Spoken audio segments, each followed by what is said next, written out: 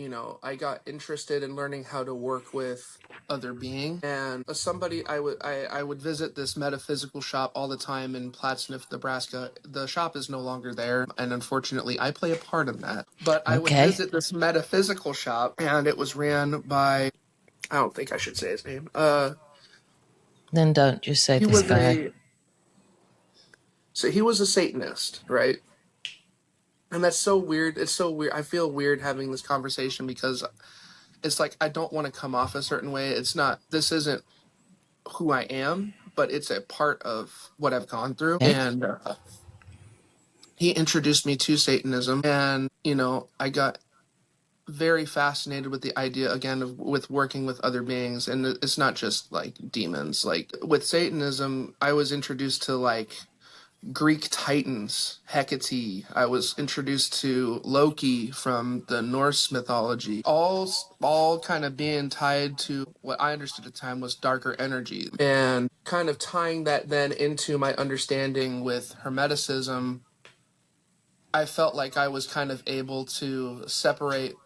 Well, it's not just dark energy; it's all energy, and Okay. I started working with these beings not because, I wanted to do wrong to other people, but I wanted to explore like the darker aspects of myself and doing shadow work and understanding the things that they tell us are wrong. Well, why are they wrong? If that makes any sense.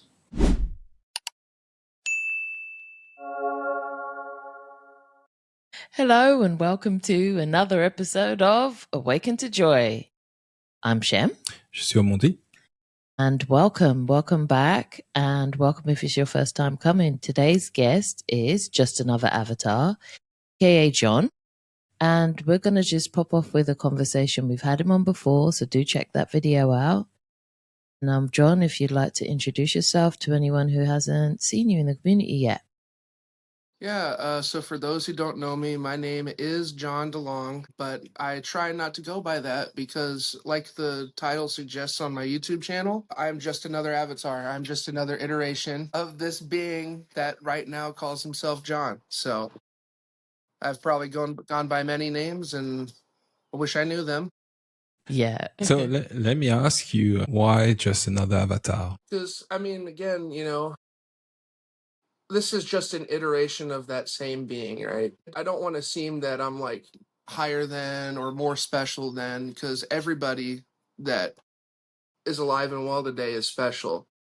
So I say just another as a way to kind of show like, yeah, I'm an avatar, but just like anybody else, just like Shem is an avatar and Omondi is an avatar, I'm just another avatar. Absolutely. Yeah, that's Okay. pretty on point. Let's have a conversation around like your spiritual awakenings, because I know that you came pretty much tapped in when you were a kid, out of body experiences, all of that stuff. In your adult life now, what did that end up being, and where has your journey like within taken you? So the OBE stuff, and I understand now that with my dreams and everything that they never actually really stopped, but more importantly, the consciously calling to being outside of my body stopped around the age of 4 or 5, and I was never really able to replicate that again. After that time, kind of growing into everything, I still have always been a dreamer, regardless of if I wanted it to happen or not. The dreams be dreaming, and yeah. Anytime I have a question for somebody like an older, like a leadership type role, or even my parents or grandparents, it just seemed like nobody could really ever answer a lot of the questions about the things that were popping up, different beings that I was encountering, different energies that ended up manifesting sometimes too in like my actual like waking life. And so I felt kind of isolated for the most part up until my last 2 years of high school, where I started kind of making friends, and I put a lot of that stuff up until that point on the back burner. I would have the dreams, but I stopped sharing them with people. I stopped writing them down. And it was really hard because it's like, you know, again, I'm having to hold on to all these things. Again, reflecting in our conversation about my, you know, my weight loss journey, just all of the things that I've realized I haven't let go of simply because I haven't spoken about it. Yeah. Yeah. Yeah. I want to actually delve into that because a big part of the spiritual journey is integrating or forgiving or letting go of our choices. And part of our choices are our vessels. We choose our vessels, right? So when we see things reflected into our vessel, whether it be disease or weight or any dis-ease in the vessel, it's a real reflection as to what's going on within. And I know people might say, well, you know, run more and eat less, or there's a whole bunch of sayings that they say that don't work. Let's look at it how, because I know we both have views. We've been going back and forth before, but let's open up that conversation. You said something about holding on, like that which you hold on to. How does that work for you? Like, how are you seeing that in your life? There's an energy that's kind of stuck around, kind of, we talked about it in the last video, the kind of succubus energy, where there's kind of that energy exchange where maybe when I was little I didn't really understand it and I kind of liked it, but now because I never really had a chance to explore what it is with other people to give me kind of different perspective of what's going on, it's carried on into my adult life now where I'm like, I'm not comfortable with this anymore, but how do I release that? How do I, you know, is it just a matter of saying no? And it's not just like something that's in my dreams. It translates even into my like relationships with other people, you know, because of holding on to that sacred energy exchange of sexual energy and never really being able to let go. When I then had eventually gone and talked with people, it was kind of like I'd latch onto them and I'd start, you know, feeding off of that energy, and it's ruined a lot of friendships for me because you know, I just get so attached so quickly to other people, if that makes any sense. Oh, it does. Yeah, it actually It really does. does. And the mere fact that it's the energy of the succubus. And remember, I was talking to you about the I am and then the John, like, okay, so just another avatar may be attaching to people. Yeah. And I get why, because if you are dabbling with the energies of that which attaches itself, which is like succubus energy, it makes sense that that would still replicate in your waking life as far as you then perpetuating it again, because that energy is still attached to you. So I'd say it was less you doing it and more that energy doing it. You see, like succubus gonna do what succubus do, and if you got one still attached, then they're gonna do what they're gonna do. How's that been for you as far as stepping into your power and saying, you know what, I'm ready to let go of this? And if not, like, which ways has it served you though? Well, there's this old Christian trope about how like demons or demonic energies, in order for any of that stuff to work, in order for possession to work, in order for attachment to work, you have to let that in. And so the biggest thing that I've come to understand is at some point I let this thing in, which also means now that the only way that it works is if I allow it to stay there. And Yeah. I haven't had any dreams about, since talking about it with you guys, I have not had uh, any dreams about it. So it seems like it's actually kind of finally left because I don't want it. There's a common denominator and between food and any of these attachments, and it's essentially addiction. I think in the world in general, addiction has been misunderstood. I've got my sister that has struggling with drug addiction, and what I've come to realize is more than the addiction in itself, because often people try to treat the addiction and then they say, well, that this doesn't seem to work. Understanding why the addiction are here in the first place. And most of the time, it's just a soothing method That's all it is. And it's gone basically too far because there's a part of you that's never been acknowledged why you need to soothe yourself in that way or what's going on at the time when this takes place. And until we acknowledge the energetic aspect of it, then we keep on looping. Well, it's funny you bring up soothing, right? It's funny you bring that up because maybe at one point that this was what it was being used for. It's not anymore. So it's like, so why now? Why is it still going on? And maybe it's just the fact that I started it and now I gotta just figure out how to end it. Well, one things that I have noticed in the situation. So first, it starts as a soothing method, but there's a lot of shame and guilt attached to that. So the judgment in itself tend to keep you in it, and never really looked why did you need to soothe yourself in the first place. And what often takes place, you realize that people are in a situation where they're looping because they have people around them and the society in general telling them that, well, this is not acceptable, that shouldn't happen. So they don't even get the chance to look into it.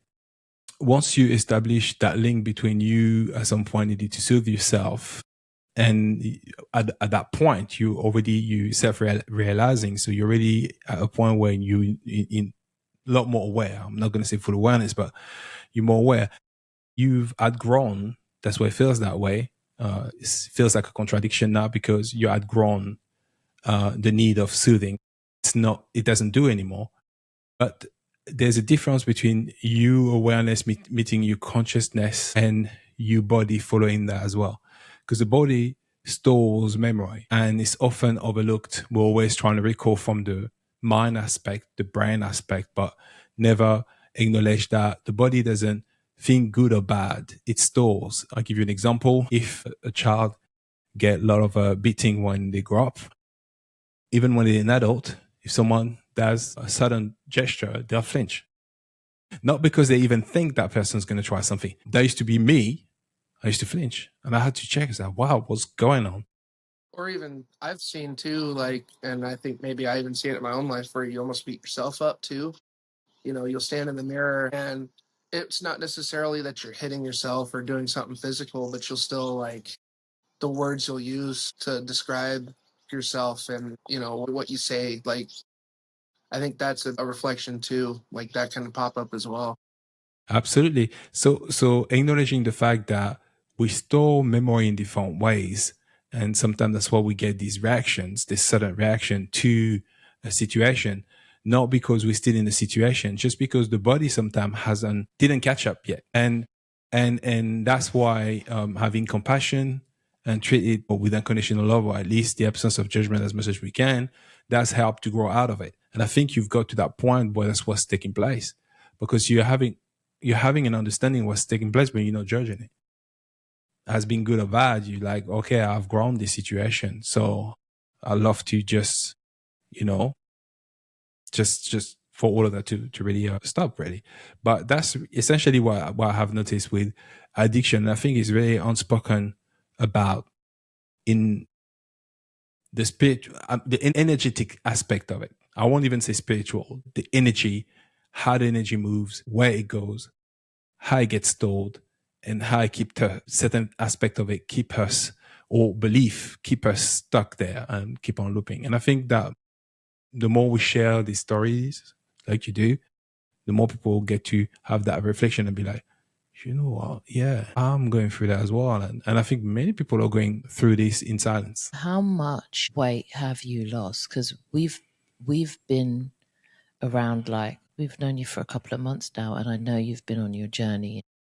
Mm-hmm. We've seen the shift in you just generally. I probably gained some weight back. I probably gained a little bit back in the last couple weeks just because I've had a lot of, high energy stuff going on, with, my divorce and with work, high stress at work, and having my kids. I just had a round of, because we split 50-50 custody, I just had a round of almost 4 weeks of having the kids because mom, was busy. I think when I started my weight loss journey over this last year, I think I think I was like 330 pounds.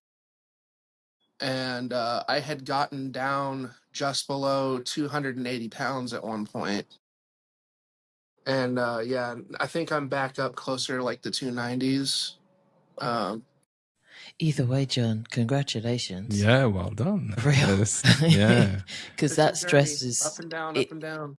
Yeah, it's what I've noticed when you're talking about it though is like you're in complete awareness as to what lets these things creep back in, like the way you've mentioned, like the way we talk to ourselves, or the stresses in our lives, or moments where we're kind of just tested by life itself. To hear you say that, I'm like, there's a part of me that's like, I hope you celebrate that, because there's like a 300 and odd pound John who would just be ecstatic to be your weight today. You know what I mean? It's like there's a part of him that was like, what? I'll take that. I do need to change the language about it a lot because I do beat myself up, I think, more than I should about my weight. I really do. As I was telling you, I used to be, I think when I graduated high school, I was like 190 pounds. And even then, I still used to think that I was fat. Like, not just big, I thought I was like fat with a PH. It can be challenging sometimes. It's like I like to say that's a realm of perception and interpretation. If someone come up to you and say give you a hug and be like, "Oh wow, you lost weight," but you at that present moment or that present week you think, "Oh wow, I feel I put on some weight." How do you receive that information? Do you like you do you Like when I that? get hugs or when I have that realization in the moment. So you feel it's a week where you're like, wow, I think I put on weight now again. But someone give you a hug, family member, and be like, you lost weight.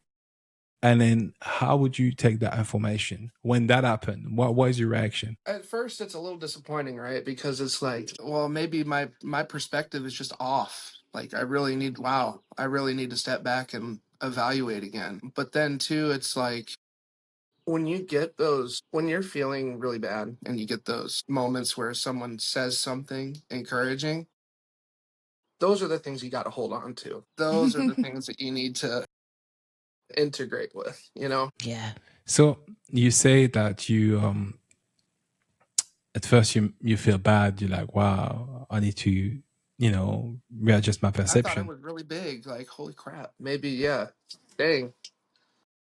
Yeah, these are the point I like to make. Sometimes it's just that these moments when we react, these are the opportunity to shift our reality.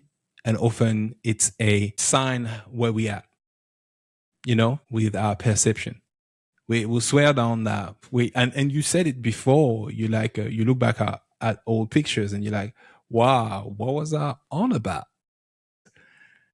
Now you're like, well, I wouldn't mind to be that way, right? And you said it before, but this is, I I think, related. I think that's the whole point of this realm. Realm one, how you perceive Mm-hmm. uh, your environment, the world around you, and yourself, and it's based off of your identity, and it's also again the pillars that you wrote, Shem, about how we identified ourselves to these pillars: what's acceptable, what's not, and What's fat, what's not. what's fat, what's not. And even when someone comes and say, we take it as a compliment. So usually people's reaction is that, oh, you lost weight. Oh, thank you. Not as truth. Yeah. Specifically when you have that week where you're thinking like, oh, I definitely put on some weight. It's like, you're being nice to me. But we find it so difficult to accept that is truth. Someone in the world perceive yourself as the person that lost weight. And this is where we can see how we can experience reality differently. These are the opportunity you have when this happens. And I'm saying that because that happened to me. And I say my reaction was thank you. And I was like, I could have swear to myself, of course. I didn't share it. I said I could have swear I put on some weight. But then I quickly realized, snap, round one, game of perception and interpretation. So yeah, I wanted to share that with you, John. The real question, though, I always hear from you guys too, especially, it's like, oh, you're so observant. You have the words. And it's like when we're talking, right, the words come so easy. Why doesn't the aligned action or the aligned perception, why doesn't it come as easy as like my conversation with you guys is flowing right now?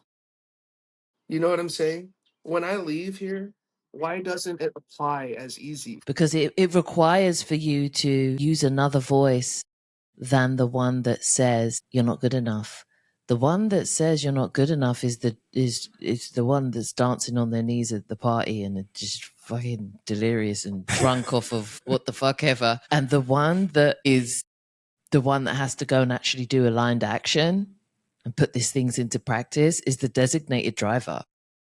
It's just like, sometimes it's easier to just say, no, I'm fine, give me my keys. And just drive as slow as possible, knowing you shouldn't be behind the wheel. Yeah. And it's just like, it's that energy, because that is what we're all called to do right now. That's part of real integration. It's like doing the hard bits, doing the bits that we were going to put on the back burner last time. Like, but does it feel good? Or does it keep on coming back and biting you? And if it does, yeah, it's that. I think that's why I'm so open to, like, on our Sunday lives when you're doing the readings and I'm like, I'll do one. It's like, it's not even that I care about getting something from it. It's almost like I know how hard it is. If this can spark something in somebody else, like, you know what I mean? And it does, John, because literally the amount of conversations you've had with people and be like, oh God, if you're not there, people be like, oh, John's not here. Oh, John, we haven't seen you in a couple. Like, it's that, like, your energy is missed. Your energy is noticed. Where are you putting that amount of gravitas on yourself? Because that's just not how everybody sees you. In those moments where you're trash talking yourself, like, no one's out here trash talking you. Like, no one sees you like that. I was actually so yeah. To your question, actually, John, why is it so hard? And it's a very great question, because most of us at some point had to ask ourselves that question. Say, God damn it, what is it so hard? It's because we focus on the wrong thing. Unfortunately, you'll be a part of a group and, you're vibing, things feel great. You're like, wow, I felt good. Because this is essentially what we're meant to do. That's how you form great community, and then you just enjoy yourself and you feel great about yourself. And then when you go, it just all drops, because you're still reminded around you by the fact that, well, that's the world of doing, of actions, and you got to do things now. You've got to do the aligned action. And as much as aligned actions are great, but it's never meant to be hard. That's the catch. What you ought to focus on is the feeling. If you could just keep that feeling, just focus how you feel while you vibing with other people and stuff like that, you focus on that. Matter of fact, sometimes even you're better sitting on your couch, watch something you really enjoy on TV maybe, and feel that feelings and nurture that feeling, as opposed to trying to do a straight aligned action and say, this is it, this is what I'm going to do, etc., etc. Because we are programmed to effort, to believe that we are lazy by nature. I've heard that so many times, humans are lazy by nature. All of that stuff, that's still a reptilian way of thinking, and this whole hard work and etc. So it's more about paying attention to the feeling, how it makes you feel, and that enjoyment, and stay in that frequency. Because essentially, I can't really put a percentage on that, but it's definitely more than 50% of manifestation. It's that feeling first. Even word doesn't, although they're important, doesn't manifest as well as the way you feel. So that's what it is. It's the assumption that somewhat this has to be a hardship, and that's the thing we have to let go of. The aligned action you do is never hard, Matter of fact, when you know you're doing an aligned action, no matter what you want to achieve, sometimes you look at the clock, 8 o'clock, 8 a.m., you turn around, it's 4 p.m. already, and you're like, oh my gosh, what happened there? We all had moments like this where we enjoyed ourselves so much, and people are looking at us, you're crazy. Oh, you're working so hard. And you take the compliment and say, yeah, I'm a hard worker. But it wasn't even hard. You were never working. And the reason why I'm saying this in relation to losing weight is because there's certain sports I like to do. I enjoy playing basketball, certain things I really enjoy. And I know for a fact that if I wanted to lose weight via an activity, I'm so much better off playing basketball than going to the gym. It will not work for me. That's just the way it is. Why? Because I already know I'm efforting at the gym, but that's my own experience. You see what I mean? That's the way I feel. And that's why it's often difficult for people. They realize the difficulties because they're not in alignment. Even though when they think they're doing an aligned action, they're still not in alignment. There's a thing to that, right? When sorry if I'm interrupting. No, you. go for it. Before we dig too far into the weeds, because I know we had some stuff we wanted to really get to. No, we're good. Talking about how like you'll get a better workout if you play basketball versus if you just go and throw weights at the gym, right? I've noticed that with my job. A big reason why I lost a lot of my weight has been through my job. The language has been, I don't really like my job, but the minute that I make the effort to change that perspective, that's when I've lost the most weight at this job, because instead of nitpicking all the aspects that I hate about it, I start appreciating all the things that make it worth doing. If that makes any sense. It makes all the sense, John. That's like literally everyday 101. Like, how does it serve you? Like, that's why I asked, how does being this weight right now serve you? It's something I had to ask myself because, when you're losing weight after childbirth, it's like there comes a time where people say, oh, you shouldn't have lost the baby weight by now, right?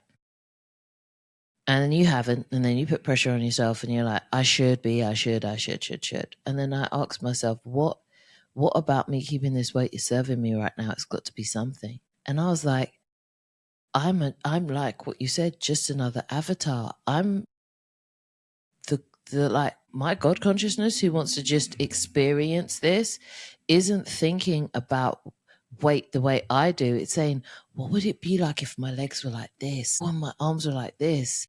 Is excited about it because it's like, oh, it's only going to be what, a year, 2 years? What's a year, 2 years? Nothing to it. Oh, I'm going to spend some time doing that.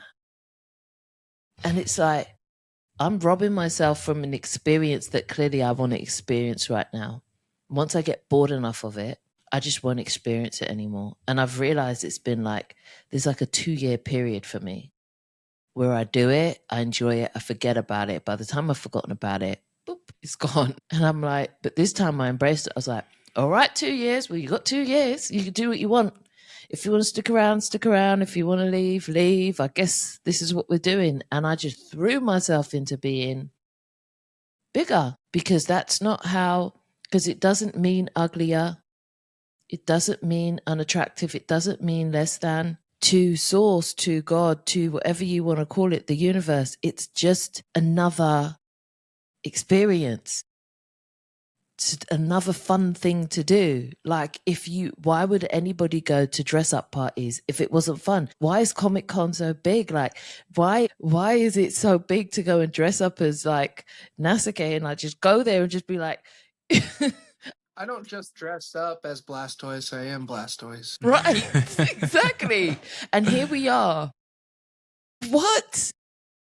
But imagine like you logged in, you're like, I'm Sailor Moon for the year. Like, that's me. You know what I mean? It's like, and now we're like, no, like, and then you come to the mirror every morning and be like, why are my lashes so long? And it don't make sense on that level when you look at it like that. Uh-huh. So I looked at it like that this time and I was like, oh, okay. And we're here to have fun. And when I saw your handle, Just Another Avatar, I thought it was so, it's such a loving way to look at life. I didn't even think that much about it. I didn't even think that it wasn't like I sat there, for a couple days and was like, I wonder what my name's going to be. It just came. And now I've had to sit there. People keep asking me, I'm like, well, why did I make that name? And it's just, yeah, It's brilliant. It's your breadcrumb back to yourself. Yeah. For moments like this, you'll be like, this oh is yeah, I am. temporary. Right? Including all of this. And it's like, I might as well enjoy it You because forget that in those moments. And I'm trying not to interrupt, but I tell myself that I need to lose weight, right? And then I get moments from my kid where she makes me a cookie, and I just have to remember to just sit back and just freaking enjoy it. Don't even think about the fact that this is gonna, add another pound to my butt. Just eat the cookie. just eat the cookie. Think about what you just said. What you've during that conversation we having now, you've established that more than the food in itself, gaining weight, it's not necessarily attributed to the food. Right. It's something you're holding on to. So the universe, and that's funny how this works, and I guess it's synchronicity, will just bring you an opportunity to transmute that. And I think this cookie, it's the opportunity to transmute it. Yeah. Because, I mean, you've seen people eating whatever they want and they don't put a stitch of weight. Nothing. So it's obvious. And people say, no, it's genetics. No, it's not. That is not true. It is more than just genetics. Now, I can resonate with the idea that some of us, maybe this food are more suitable for us, right? So perhaps some people, a cookie might not do nothing for you. In terms, might not make you put on weight necessarily, but you eat an ice cream and then you see the effects, a little more depending whatever you eat. I can understand that our DNA can have its own particularity and certain food may be more efficient than others. Yeah. Well, I think we had this conversation another time too. It's like, whether you want to think scientifically about it or you want to think spiritually about it, like, when we choose to come into these bodies, right? We call it genetics, but there's a piece of it too where it's like we're literally picking and choosing the building blocks that make up the avatar and how it's going to react when we're here. And it's just so crazy to think that we forget about that the minute that we enter, is we picked that. Yeah. Picked it. So I think essentially that the emotional, energetic aspect of it is far more important, because food, there's a by default transmutation when you eat food. You eat certain food, it transmutes into some energy depending on how you feel about yourself. So that is far more important than what food you eat. I've seen the effect on many people eating whatever they want, and by right they should be bigger than what they are, and they're not. So That's unfair. Go on. No, I said that's unfair. Right? It's like, bastards. I know. But then you think to yourself, what I saw energetically though is a soul who loves another soul and is like, wow, you're about to be vulnerable and I want to bring you love and comfort. So I'm going to give you something that will directly give you love and comfort in that moment. Because she's like, I can't be here with you physically because it's the video, but here is my love and comfort. So she's just given her energetic transfer and said, here's that hug. I would love to hug you the whole video. I know I can't be, so here's the hug in the She cookie. understands that too. She might be 5 years old, but it's like she knows. That's why she did it. Yeah. It's beautiful. So eat the cookie. It's more, less eat the cookie and take the hug. yeah, absolutely. It is. Yeah. So let's talk about your journey into the Freemasons and then through it and then out of it. How did you even find yourself as a part of that? community? So this is going to be very bizarre, but I've had memories come back up of things where I realized that they were signs of like, hey, follow this, right? When I was like, I want to say I was like 8 or 9 years old, I rented a VHS from our local library, and the case said Harry Potter. So I thought I was getting a Harry Potter movie. And it ended up being about Merlin. It wasn't even like about Harry Potter. It was some like they had accidentally switched the VHS tapes, and all of a sudden I was learning about Merlin the magician and Hermeticism. And my mom was like, "We need to go bring that movie back because we're not going to watch that anymore." And I never thought about it again. I never thought about it. As I kind of went through growing up, being closed off, though, Hermeticism kept coming up over and over and over again. And, you know, going through college, and we can go into that part of it as well, but going into college and leaving home and kind of getting started on the more craftier side of religion. Yeah, do that. And exploring those things. It kind of all came to a head when I was arguing with somebody about the Freemasons. My family has always kind of had this idea that people who are in these organizations, like they're not good people simply because they have influence on things in society. I mean, if you look around in the United States, there's a Freemason symbol somewhere, either in the concrete or in the foundation of a building in every city somewhere. There is a Freemason symbol. And I was arguing with this guy. I was like, I don't think yeah, you might be a Freemason, but I don't think you realize how deep it goes. Because, I thought I was a know it all and I thought I knew everything. And I kind of wanted to show him that it just seemed like he didn't know what he was getting into. And he said something like, "So what, you think we eat babies?" And I had to sit back because I was like, I didn't say that. But people are saying that, and I know they don't eat babies. I know they don't do that. They don't do that kind of stuff. So I really thought about it, and I actually ended up going and just applying just to see what it was like. And I think you have to be 25 in order to join. It's not like I've been a part of the Freemasons for very long anyway. But when I went to go apply for the Freemasons, and I'm learning all these things, and I go through my first degree, one of the first things that gets introduced to me is their library of books. And what do I see in their library? I see the Emerald Tablets of Thoth, and I see the Kabbalion, both essentially Hermeticism. Like that's their biggest thing is Hermeticism. So I've had all of these little breadcrumbs leading up until this point. It's like I'm meant to be here for something, but what is it? And I don't feel like I really got what I thought I was going to out of it. I think more than anything, it kind of laid the foundation for me to realize how much power I have within myself.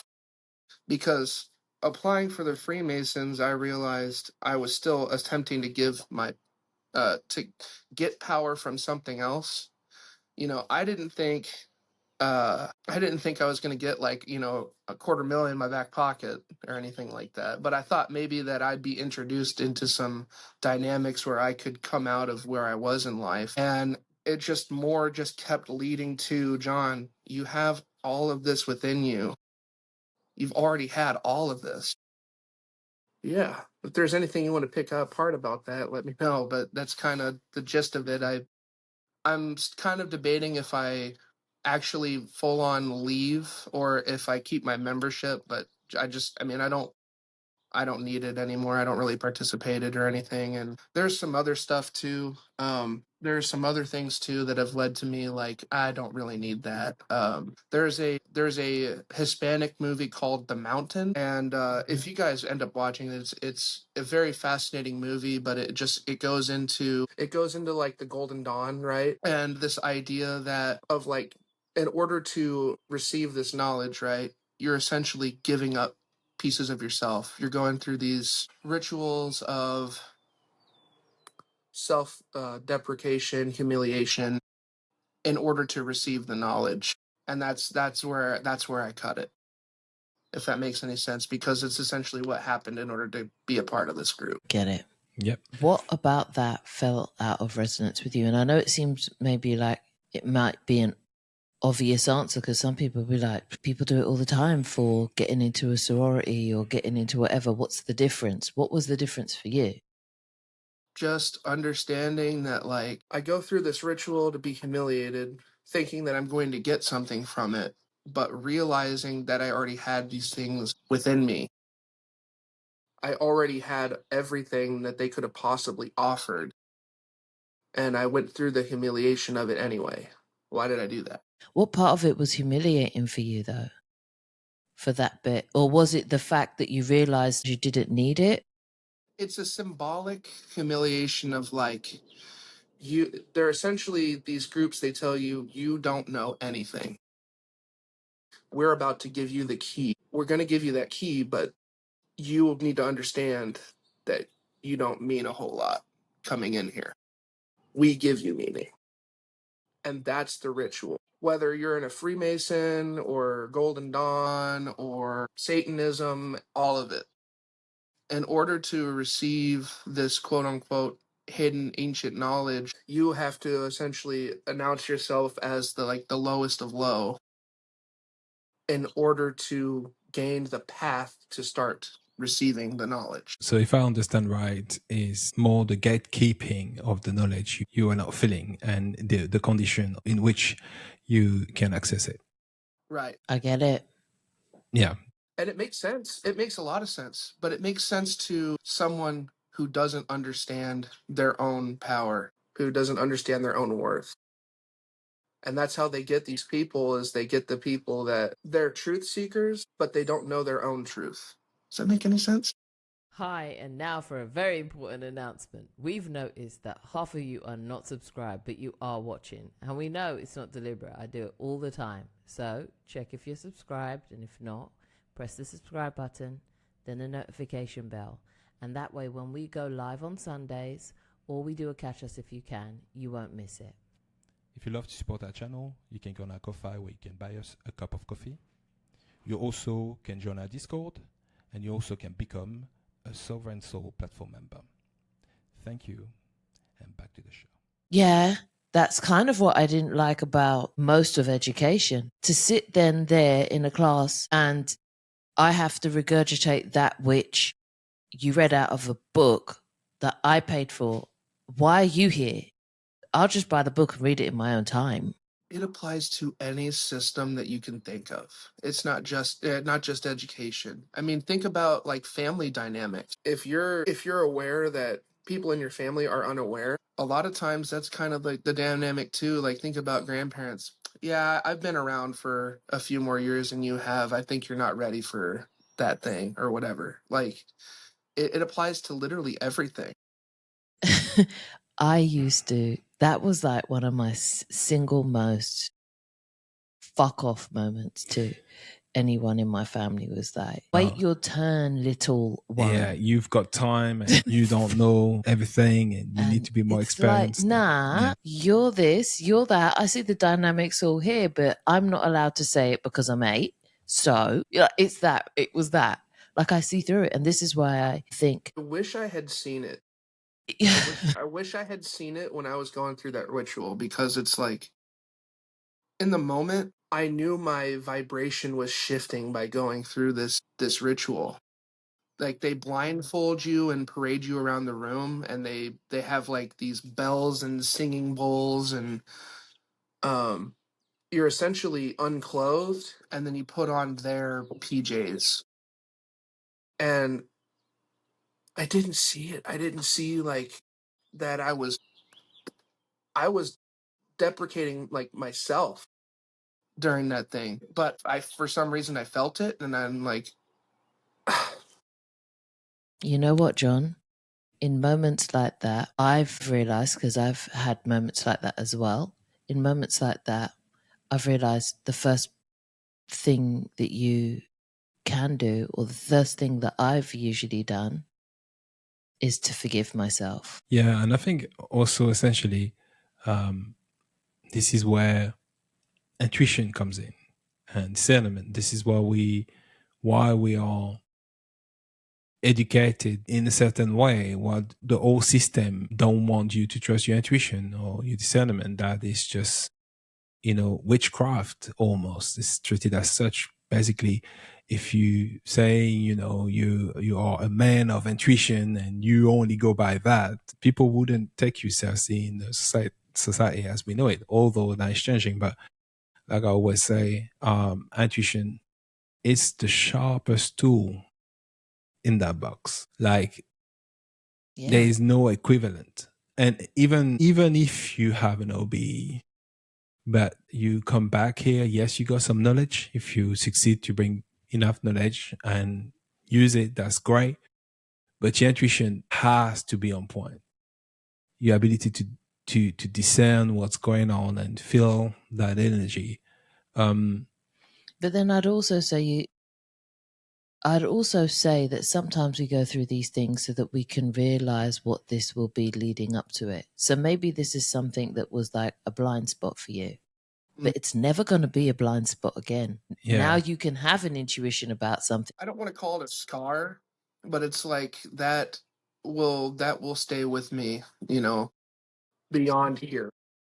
I don't think it's a scar. It's like, it's a marker event for yourself, for your soul. That was the time I touched that frequency for the first time. It's like the first time you touched a flame. It is like, you might not have a burn anymore, but you sure do. You sure can tap into that frequency. Exactly. So your intuition. You see a fire now. Right. And then soon afterwards, you're going to just be like, I have the intuition to stand back. It's just. Yeah. Essentially, you say you knew it didn't feel right. You didn't even say it wasn't right. Like, it's clear that now you know what intuition feels like, specifically under the circumstances. And under these circumstances, when we look back, it's only your intuition that actually was trying to tell you, like, hey, this is not it. And I think that's the whole point. Going through these you soul anyway knew that was going to take place and requested it for your growth, for the sake of that experience. Was what I would ask is, has this for you got anything to do with your relationship with yourself when it comes to your weight journey, your weight loss journey? I'm sure it could. I haven't made the connection yet, but it doesn't mean it's not there. It's only because of the way, because this thing with this relationship about how we talk to ourselves, as far as talk to our vessel or talk about our vessel to our vessel, is wrapped up in many of these moments where we've experienced like some sort of form of what we would say betrayal on ourselves. And then you wrap it up with like, okay, that one time someone said this, or that one time that was done to me, or that other time. Would you say that's another layer to it? It's another layer, but I mean, it's like, I was going through all that way before I became a Freemason, right?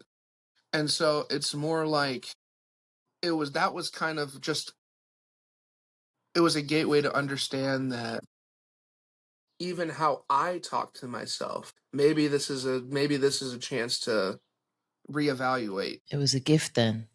Yeah. In its own way. I don't talk bad about the Freemasons. I really don't. They participate in their communities, right? They put money where their mouth is, and it's kind of like, the idea of how Christians are really good people, but they don't realize that their message tears souls down.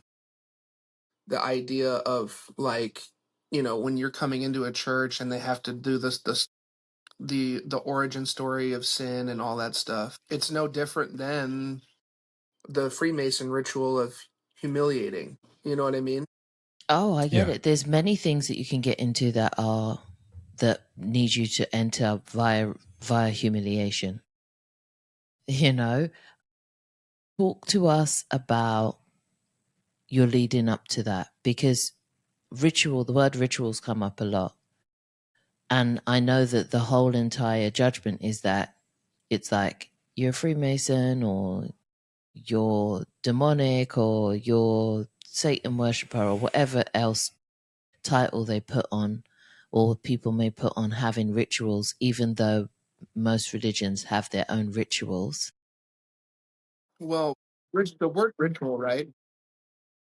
The word ritual, it's not just, it has this connotation of it because of, we think like media, right? Horror movies and the Salem witch trials and all these different things. So we hear the word ritual and we automatically think energy exchange and magic and all that stuff. But a ritual could be as simple as Amundi's coffee making morning ritual. You know what I mean?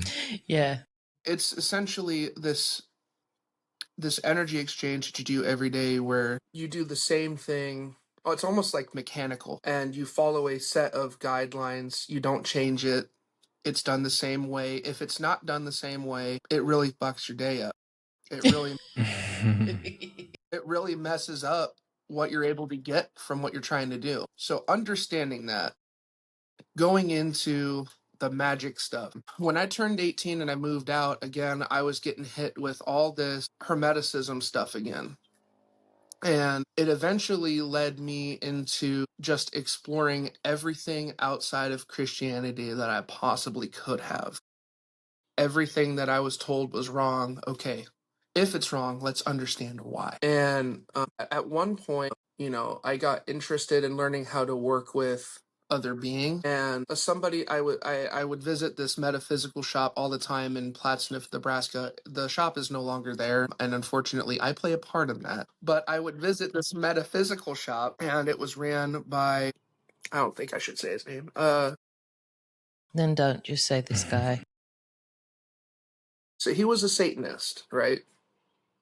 And that's so weird. It's so weird. I feel weird having this conversation because it's like I don't want to come off a certain way. It's not, this isn't who I am, but it's a part of what I've gone through. And he introduced me to Satanism. And, I got very fascinated with the idea, again, of with working with other beings. And it's not just like demons. Like with Satanism, I was introduced to like Greek titans, Hecate. I was introduced to Loki from the Norse mythology. All kind of being tied to what I understood at the time was darker energy, and kind of tying that then into my understanding with Hermeticism. I felt like I was kind of able to separate.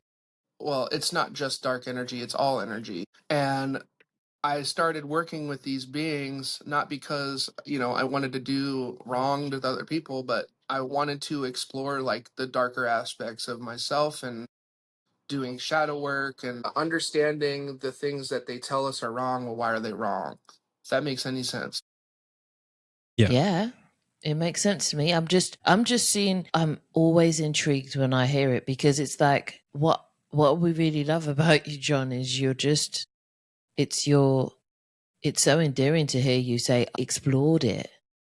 Like, we've got the main religions that will say, oh yeah, I've been a Buddhist, I've been a this, I've been a that. But then when someone else comes forward and is like, no, I've really explored these different religions, these different outlets, these different rituals, these different communities, I've worked with both Satan and Lucifer.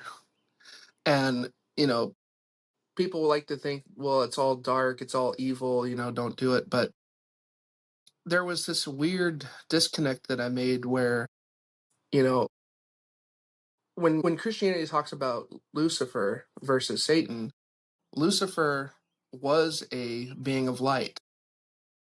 He was an angel. He came from the highest of highs, right? And he fell. I got that when I was working with him.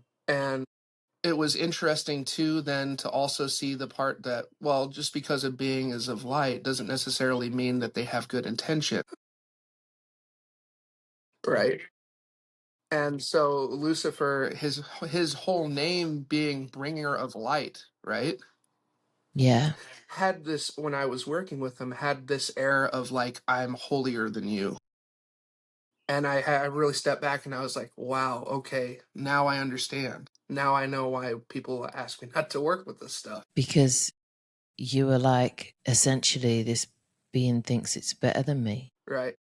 It was the higher, was it? Because I'm just trying to put together the threads, like anything that's like humiliating or makes you feel like, or puts you in a position where you have to, your intuition is like, do you think that we're not peers? You're right. You're like, okay, screw it. No. Okay, pulling the plug on this one. It was nice to know you, but taking back my speakers is like, that's what I'm seeing when you're telling me each and every one of these experiences that you've had. It's like the moment that they're like, by the way, better than you, you're like, no. Okay. So when you explored this and then that's what you saw from it, was it a lot like the moment where you felt like, okay, I have the answers that I was looking for from this, or I've seen enough? I had a few, and I realized that I've got to explore everything. Like, I've gone the opposite way now, and I went to Satanism, but now it's like, let's really get in the weeds now and like look at Norse mythology and Greek mythology and understand, because you hear about these gods and what they have power over, but it also kind of almost translates into like different emotional aspects, different energetic interactions with I'm thinking of like Loki, right? Being, it's almost kind of playful. It's dark, but it's playful at the same time, and with him being the trickster, right? That was just another interesting perspective on like, well, in Greek mythology, he's kind of known as being this evil person, but at the core of it, is he really evil? Or is just this idea of wanting to be ahead of the game just a part of, you know, who he is, right? It's not necessarily that he's some evil. And then that's what led into this Hecate, and we'll get into that in a little bit. But yeah. I think when I hear you journey, it's almost as if you're trying to get back in touch with something you once knew, shamanism. Exactly. That's exactly. And a lot of these practitioners that actually do that job, they know about the dark side. There's got to be that knowledge. So you searching for that knowledge and wanting to know, yeah, I think it sounds like that's what you were doing, and perhaps you've had many lifetimes and you're trying to remember who you Yeah, are. Hence indeed. why when it was presented to you, because at the end of the day, many people have made different they took different choices. Like they heard that and decided to worship whether it's Lucifer or Satan or whatever the being is. But for you, it was like, now sovereignty first. Yeah, I can see why you may have had, I don't even like to say past lives, but other instances where you There's been practice other iterations, shamanism. and whatever the Yeah. name of the soul that's within me, Hmm. there's been other iterations that it's inhabited. It's this can't be the only one. Yeah. John can't be the only avatar that this soul's been a part of.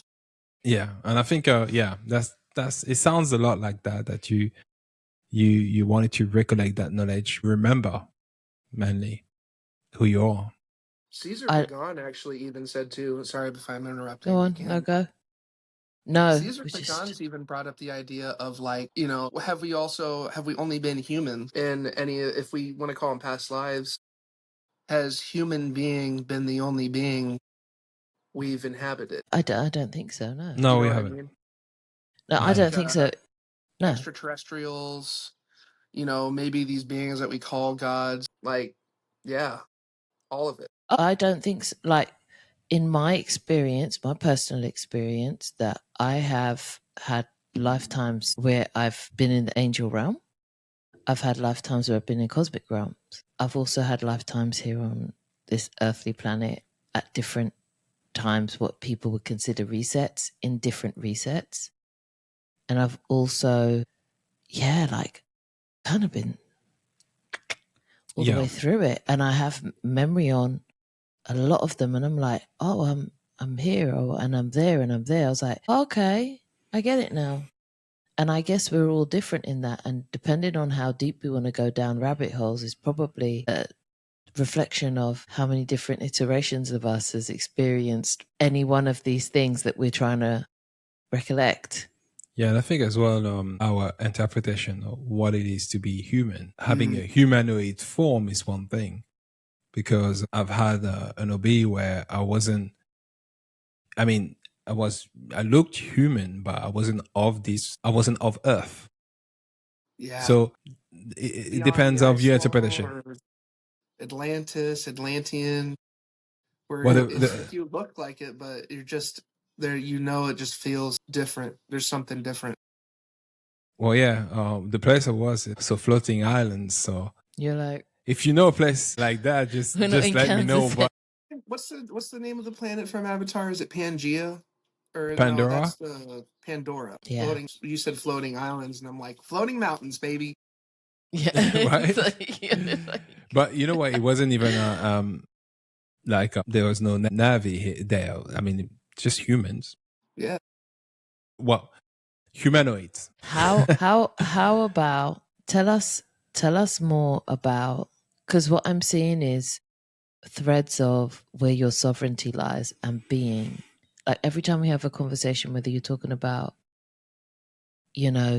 how it was for you at school or how it was for you going through this spiritual journey of like just exploring things that you had questions about in each religion or in each community, which is what we were talking about. Where do you stand on sovereignty when it comes to that? Is that something that you're kind of like, is that a place where you're landing, or is that somewhere you're like, you know what, it always leads back to that for me? Well, it's like no matter what, whether you join a secret organization or you join a religion, we are always going to come back to truth, even if it takes going through an entire lifetime and passing away before you reach that truth. Everybody will reach truth, and that is that we have control over every aspect of what's going on. That's going to really suck for somebody who didn't realize that and went their entire life never understanding. But maybe that's part of why they chose that iteration. They needed to go through that. Yeah, absolutely. That's a really loving and caring way to look at things, instead of, because it's like without blame, maybe you just needed that to get that. Yeah. So through your journey and essentially what you just spoke about, the darker aspect of yourself, and you wanted to know all of that. So that led you to have I guess I can say, relationship with a certain being. So we're going Your to let connection. you Yeah. we're going to let you introduce us to that Your experience connection. Yeah, with Hecate. Really want to know So about that. I'll go back to the ritual thing. I have this thing that I do where if I want to connect with something or a certain energy or way of being, or when I'm meditating, a lot of times I'll light a candle and I'll etch my intentions onto the candle. So everything that I can think of that I want to have done after I've meditated, everything that I kind of wanted to come to the conclusion of. Thank you. Thank you. Everything that I want to have done, all the intentions, everything, I etch it.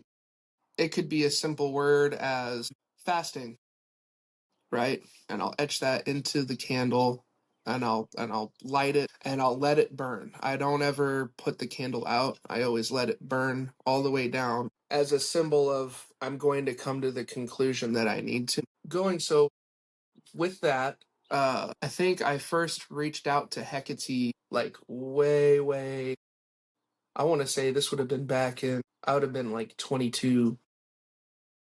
So this would have been like 2018, maybe 2019. And I was kind of like what I was doing with all these other beings. I kind of wanted to understand the energy that I was working with. Is there something that maybe I can get from this? Because a lot of times, she's kind of associated with the underworld, but she's also associated with gatekeeping. Like opening doors, the keys, dogs, loyalty, companionship, leading through. And I started working with her, and it was like immediately when I started working with her, that was when my ex-wife, we had our first kid. I ended up getting super sick, and I don't know, I didn't really necessarily take it as a sign that this wasn't an energy I was supposed to be working with, but I took it as I'm not supposed to be doing this right now. Like I was hospitalized. I was so sick that my liver shut down, and they were worried about having to cut out pieces of it because it was starting to necrose. And she ended up, my ex ended up running off with our kid at the time. So there was a lot going on that I had to focus my energy and attention to.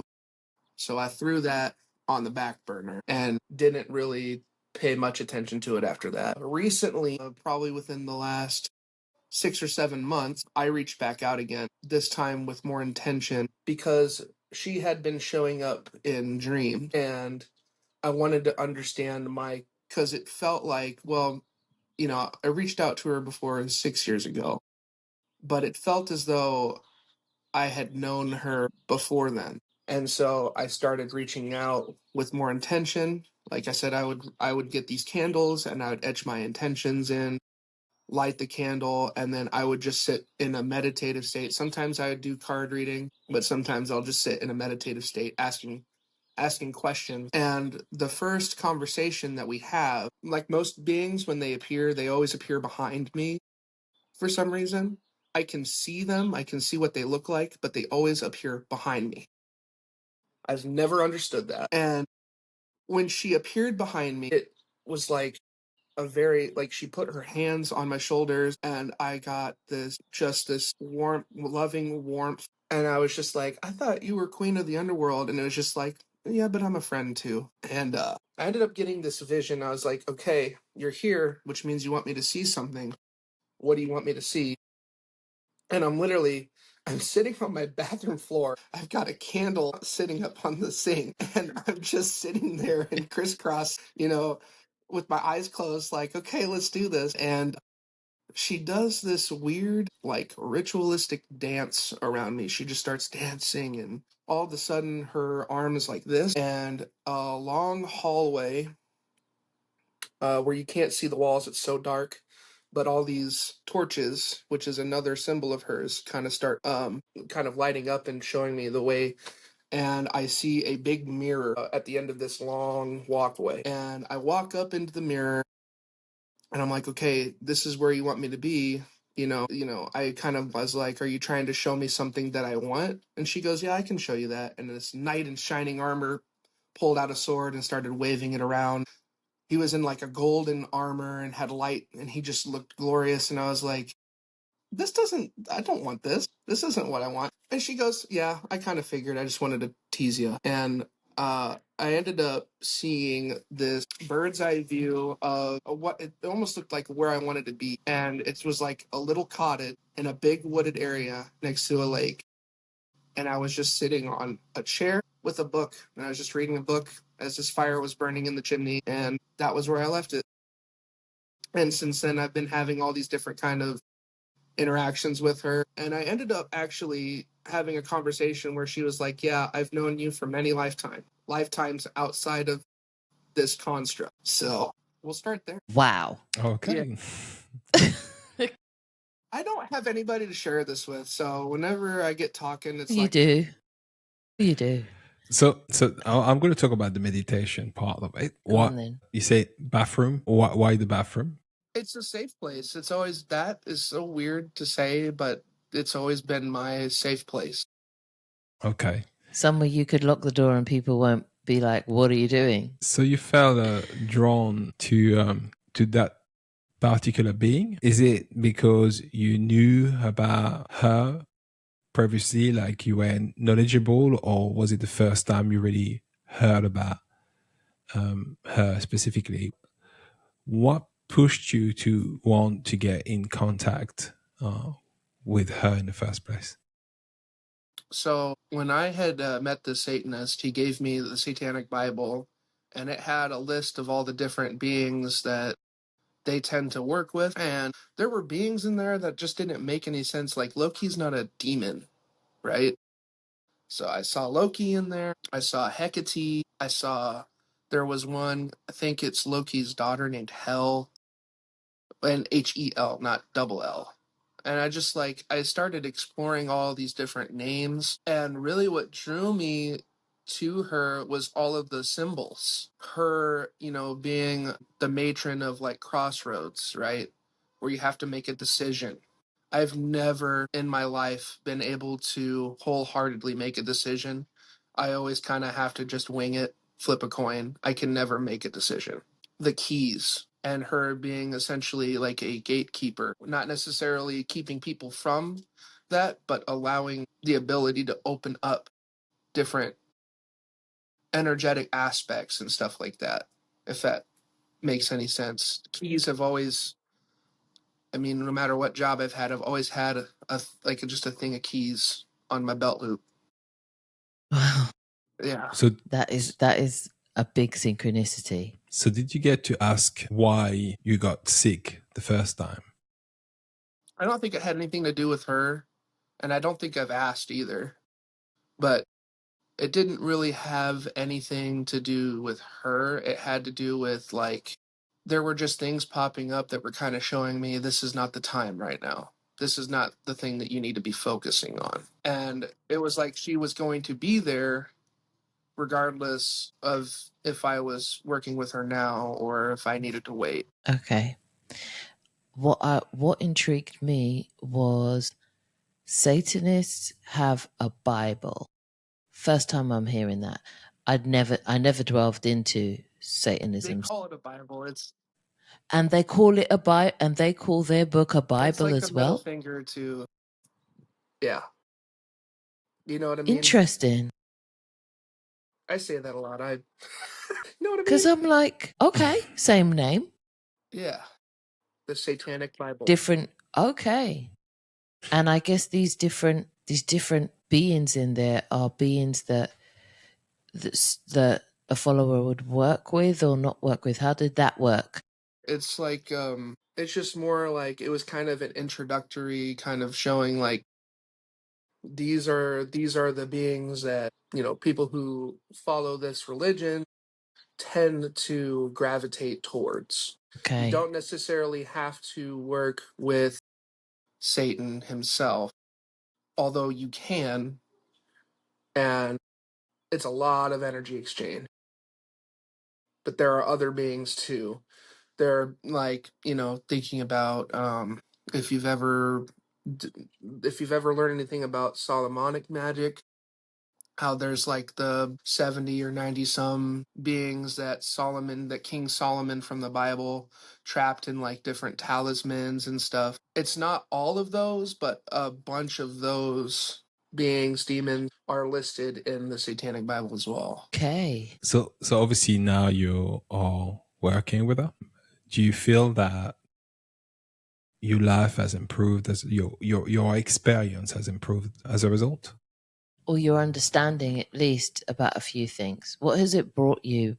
Your newfound connection with her. What has that brought your experience up to now? It seems like every time I delve really deeply into something, I come to the same conclusion that I didn't need it. My reason for wanting to work with Hecate was I wanted something, right? But maybe it's not necessarily that there's something to be had. And maybe it's just more to have better understanding of things that I've already been working on. Because that seems to be the biggest thing working with her is she just re-highlights things that I've put on the back burner. And I think that's another reason, I haven't said it yet, but she has not been around. She left. And I think that's kind of a piece of it is that she sees all these things that I want to work on, but I'm not doing it. And Do you know what I mind mean? us asking what one of them are? Like, Fasting and working on my weight, for sure. Certain addictions. so that would be like your version of loving yourself or caring for yourself a bit more. Right. Like I kind of don't really want to work with you, John, if you're going to continue doing these things to yourself. Understood. Yeah. Did you ask her how she knew you in the life before this? The answer that came right out was beyond the construct. I've known you from beyond the construct. And so that's more than lifetimes. That's like back to the origin from whence I came type thing. Yeah. When did you get that information that basically you knew each other beyond the construct? Is it new? This was recently. This was like I said, within like the last 7-6 months. Okay. Yeah. There is a notion of construct. Obviously, she was able to let you know that because you know we are in a construct and there is beyond the construct, I suppose. That's probably how she was able to give you that information. It's always confirmation. Like I said, it's never anything new gained. It's always just a reaffirmation or a reconfirmation of things that I kind of already know to be true or things that I've neglected. Okay. So where you at now? Because it's not the first time that, come to the conclusion that you already have everything you're all looking for, everything you need.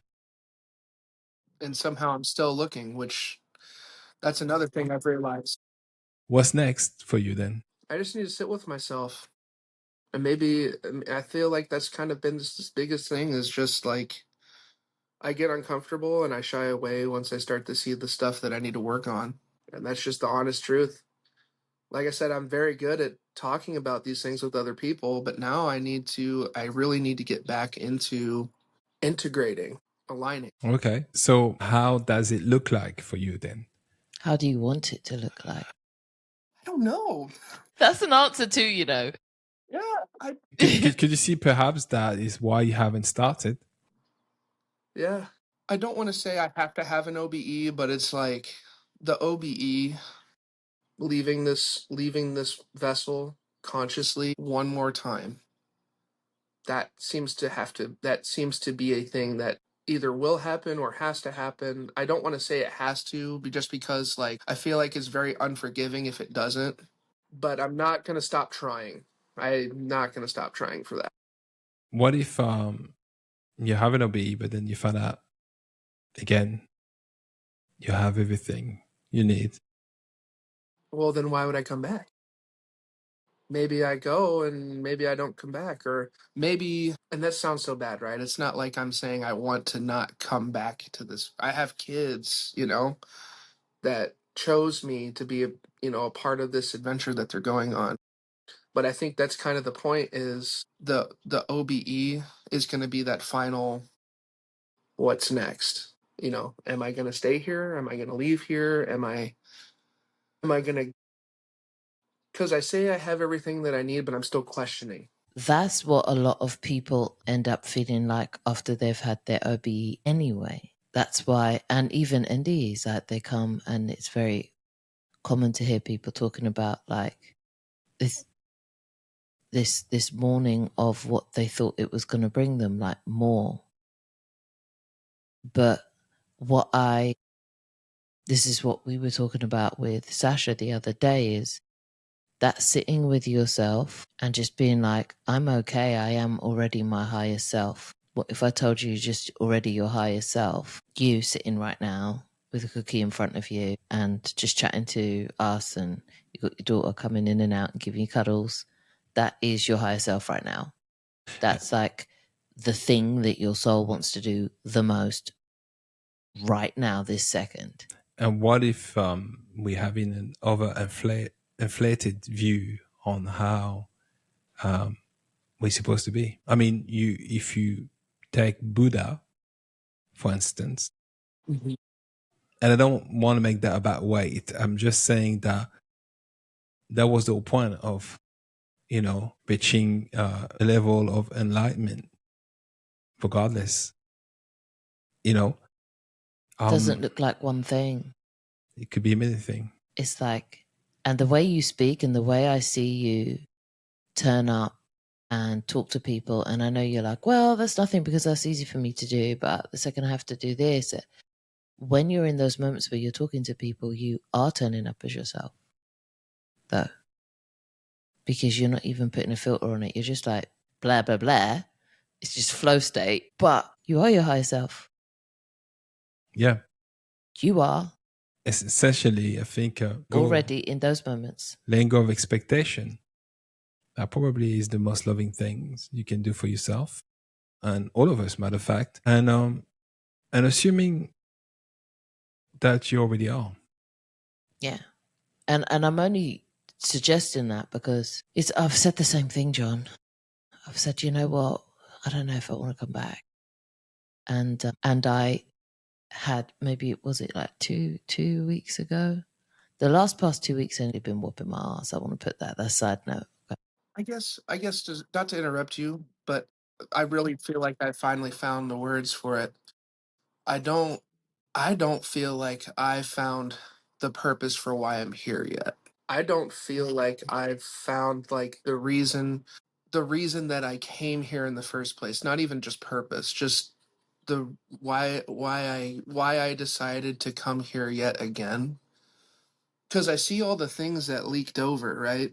Talking about the succubus energy, all these beings that were visiting me when I was a child, having the OBEs out of the gate and then losing that. I just want to know if there are beings on this other side that have been trying to reach out to me that have a reason for sticking around. What's the reason? And I still haven't gotten that. I haven't even gotten that from Hecate. You are the reason. You are the reason. I used to ask myself that, like, why me? Why am I seeing these things? Why am I, if I'm seeing these things, what am I getting from it? Is it just to suffer? Is it just to stay in a poverty? Is it just to not have certain opportunities, or have people think that I'm some sort of target in some way? Well, clearly it's not.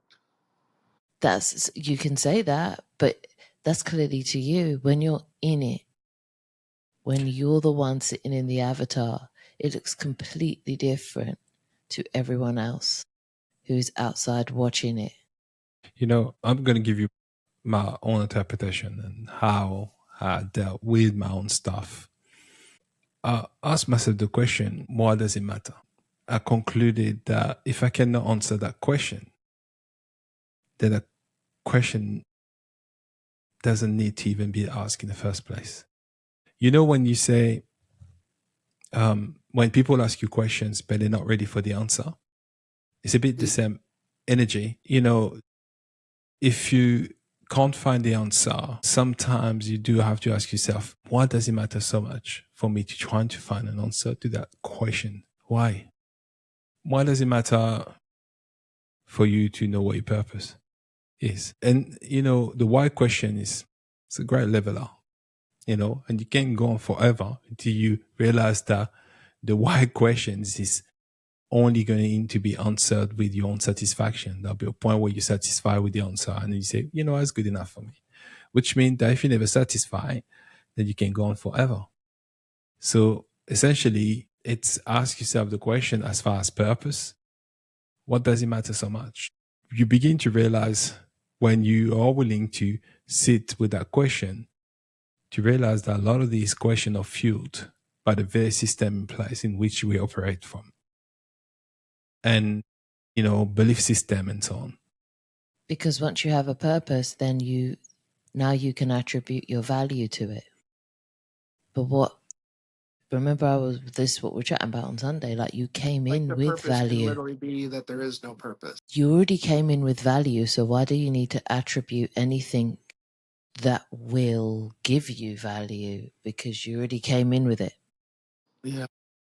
So you don't need anything to then give you value because you already came in with it, which means you're just left with being you, which is already of infinite value.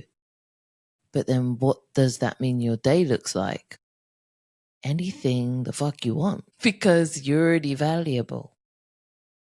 If you're all knowing, the question need not be, right?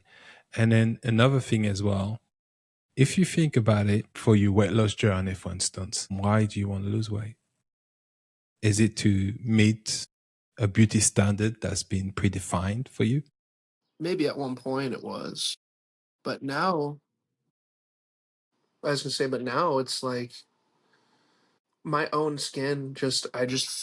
I feel it feels wrong. It feels like there's a difference between being in a vessel that just tends to hold on to things and being in a vessel that, like, when you eat something and it bubbles up to the skin and like, you know what I mean? Like, there's just something that I just like it. This isn't, maybe I'm not meant to be 180, 190 pounds again. There's not some weight that I have to get to, but I'm doing something wrong to myself and I know it and I can't get over it. What I'm hearing when you say that is it's like the part of you that knows that you're already valuable is like, this isn't reflecting my value anymore. Right. And it's making me feel uncomfortable until the point where I do something about it, rather than you're not valuable because you got this and then no, it's like literally you've realized already you're valuable, and that's why you're like, no, this doesn't feel right to me because I know I'm valuable. You know what I mean? So it's like, I need this to match my value, and this doesn't match my current idea of what my value is, which means your idea of value is perfect right now. Only your higher self could come to that conclusion, which means your higher self is already here in the mere fact that you even care to want this for yourself. Yeah, and I think or see that for yourself. You see what I mean? I think as well the experience. You can have many experiences. What I've come to realize, even within that, with your own very experience, you begin to ask this question. You can even play a little bit with it, which means, for instance, okay, if I was going to be overweight, let's say, which type of overweight would I choose? Would I choose the one that eats KFC, McDonald's, and fast food and cheap junk food? Or would I be the one that just treat itself to Wagyu steaks? And Buddha was big, but he literally, I don't even think he ate animal. I think he only ate like fruits and vegetables and stuff, right? right. So it comes down to the experience and being your experience. And often the reason why it's difficult to come out of certain experiences because when you break it down, it is not even yours to begin with. It has been predetermined and stuff like that. And then it was most likely chosen for that purpose. So you realize this, you feel sovereignty, and you can move away from it and truly choose which direction you want to go to. So with everything you've come up to right now, and where your growth is up to right now, where your understanding is right now, for yourself, who are we and why are we here? Oh, that's a big question. We are all, the all is we, right? We're individual souls inhabiting, these vessels, right? At the core of it, though, we all come from the same place. We all come from the all knowing, the center of everything. And that's why we're here, because we were meant to experience. The all has always been there, always known, always seen, and it wanted to be that which it wasn't. And that's why we're here, to be that which we're not. Okay. Now, I know that you are taking some time to integrate, but I also know that you often share your findings on your channel. Would you like to share with everyone what that channel is so they can reach out and subscribe and start seeing what you have to share with them? I believe it's the same as my handle. Sorry, hold on here. It's the same as my handle on here, but I think I put the numbers 2698 on there. No, again, no numerological value. It's just my birthday. Don't know why I picked that. That's what I put there. There's no meaning to it. You said That's lovely, John. Really. I was just going to ask the number again. You said 2698. Interesting number. Numerology is 88. Which is the in double. numerology, it's 88.